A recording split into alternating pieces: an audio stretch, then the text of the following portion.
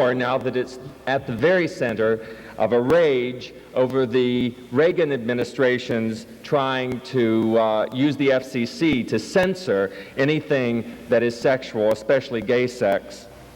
I'm heartened by anything that makes Ronald Reagan piss and spit.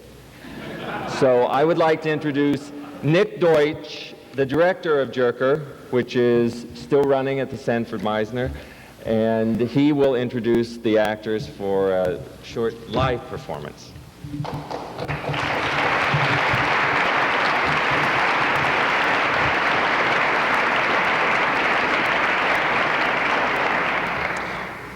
We are very pleased to present for you a scene from Robert Chesley's play, JERKER, or The Helping Hand, a pornographic elegy with redeeming social value,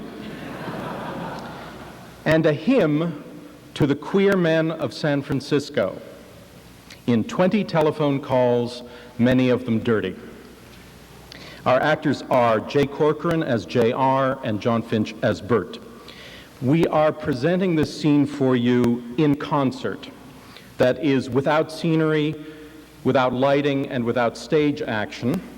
I was going to add without costumes, but I guess it would be more accurate to say with costumes, since when performing JERKER, the actors normally don't wear anything. Look, I want to tell you, okay? I want to tell you about this guy, I mean the way he was. Because he was a beautiful guy. Is that okay? Sure, I'd like to hear. Tell me. Well, okay. His name is David. And I guess all I really have to say about him is he's a decent guy. And beautiful too, you know?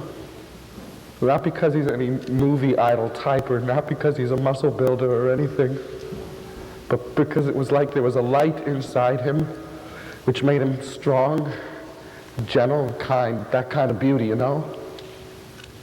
And sexy, sure, sexy as anything, but more too. And all together, Yeah? yeah, well, like I said, decent. Nobody deserves what he's going through. I know, nobody, but it just makes me sick inside. It's so fucking unfair. He came to San Francisco. Look, you really want to hear this? Sure. If you want to tell me. I do. Well, like a lot of other guys, he left the Midwest. I know it's a joke, and people put down the Castro for being Midwest. But it isn't really, it isn't a joke. Okay, so David cuts hair, and I know that's a joke too, a cliche. But he set himself up in business, and he did well enough for himself. And that's no joke either. He had to fight to have his own life the way he wanted it. Well, that's how I knew him first. See, he cut my hair. And, well, sure, he did, a lot of his customers. Of course, right there in the barber's chair. He was a hot guy. A lot of fun. Sweet.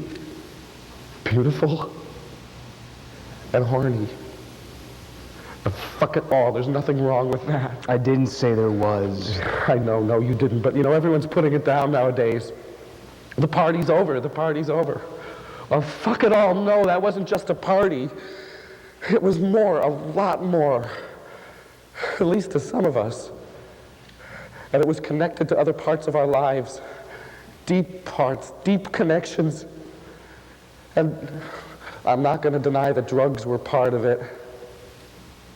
And I know for some guys it was, or it turned out to be hell. But that's not the whole story. For me, for a lot of guys, it was living and it was loving. Well, individually and as a people, we're going through a lot. We're living and dying in extraordinary and terrible times. There's no doubt that we as a community are taking the brunt of the disease, while the rest of America, for the most part, looks the other way. Each of us is dealing with massive grief, daily fear for ourselves and those we love, and horror. I don't think I need to spell out how horrible this disease is in so many ways. We're also dealing with the effects of AIDS on our sex lives and the repercussions of this on our relationships, our psychological well-being, and our identities. We're dealing with great confusion about what we as a people stand for and where we are heading. In the 70s, we built a community of joy and pride in openness, a community which rightfully defied the conventions and the stupidity and the lies of an anti-sexual society which had oppressed us. Now we have a community based largely on common grief and on caring for the ill and the bereaved. We can and should be proud of our response as a people to AIDS.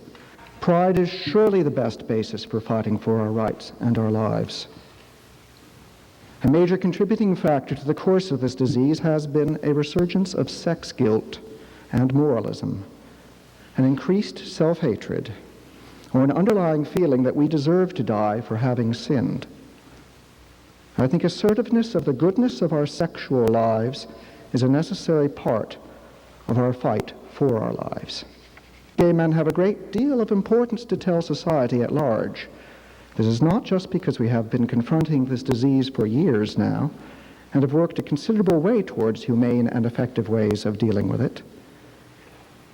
It is because we are still at the vanguard of the sexual revolution. Contrary to popular opinion, the sexual revolution is not over. It is still fairly young, and it's more important than ever.